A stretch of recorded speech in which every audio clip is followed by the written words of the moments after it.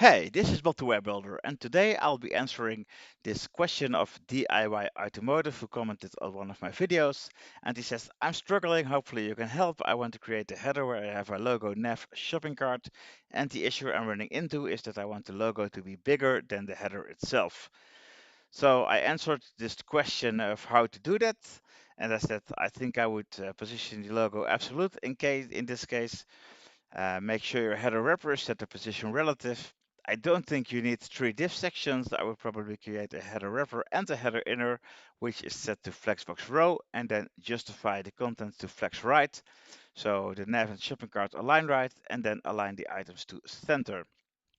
So I thought, well, let's create a video to prove this theory. And here I created the header that he wanted. So it has a header wrapper, and the header wrapper has a border around it, so you can see which part of it is the wrapper. Then it's set to position relative, and it's set to display flex with align items to the center. Then I have an image element in that wrapper, and as I said in my answer, this one is set to position absolute, and it has a width of auto and a fixed height, in this case of 200 pixels. Of course, you can play with this to get different effects.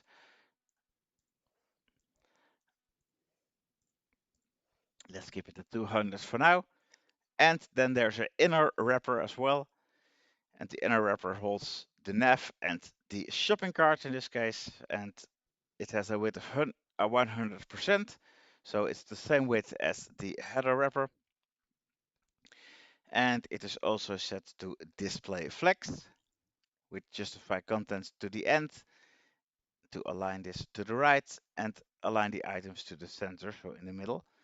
And of course, we could also use center with justify content if you want it centered. It's also possible to control the height of this inner wrapper.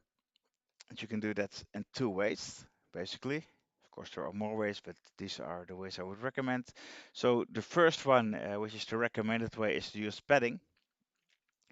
So when you create padding, then it gets higher automatically. And if you don't want to work with padding, or you just want it to be a fixed height, then you could use a min height of like 150 pixels to get the same effect. Maybe that's a bit too much in this case, maybe 120, something like this. So that's how I would handle this. If you use an SVG element, please make sure that you have a fixed height and a fixed width. Otherwise, you get problems with the height of it. So this is how I would do this. Good luck.